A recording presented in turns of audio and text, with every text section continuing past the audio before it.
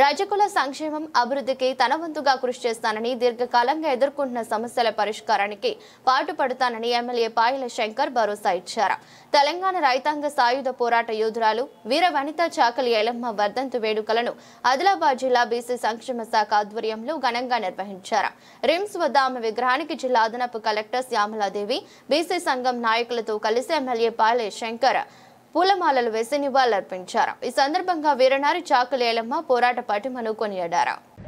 చాకలి ఐలమ్మ వర్ధంతి సందర్భంగా ఆదిలాబాద్ పట్టణంలో ఈరోజు ఘనంగా నివాళులర్పిస్తూ ప్రభుత్వం అధికారికంగా చేపట్టినటువంటి ఈ యొక్క కార్యక్రమం వాడవాడలా గ్రామాన చాకలి ఐలమ్మ వర్ధంతి జయంతి ఉత్సవాలు జరగాల.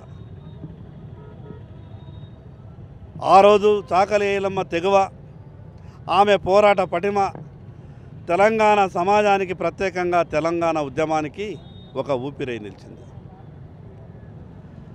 ఆ రోజు ఆ దొరల మీద చేసినటువంటి పోరాటాన్ని మొన్న జరిగినటువంటి తొలిదశ ఉద్యమం కావచ్చు, మలిదశ ఉద్యమం కావచ్చు, చాకలి ఐలమ్మని స్ఫూర్తిగా తీసుకొని ఈరోజు తెలంగాణను అంతా కూడా మనం సాధించుకున్నాం. కానీ దురదృష్టం ఏంటంటే ప్రభుత్వాలు ఎన్ని మారినా బీసీ కులవృత్తుల తలరాతలు మాత్రం ఇంకా మారతలేవు. ఏ తెలంగాణ రాష్ట్రం వస్తే మా బతుకులు బాగుపడతాయి అనుకున్నామో, ఏ తెలంగాణ రాష్ట్రం రావడానికి ముందు వరుసలో కూర్చుండి మేమంతా కూడా పోరాటం చేసినామో, ఏ బీసీలు అయితే అమరులయ్యినరో, కానీ తెలంగాణ రాష్ట్రం వచ్చిన తర్వాత కూడా ఈ రాష్ట్రంలో బీసీ కులవృత్తులకు ఇంకా కష్టాలే ఉన్నాయి. నా రజక సోదరులందరి తరపున, బీసీ సమాజం తరపున ఈ రాష్ట్ర ప్రభుత్వానికి, గౌరవ ముఖ్యమంత్రి గారికి విజ్ఞప్తి చేస్తూ ఉన్నాను.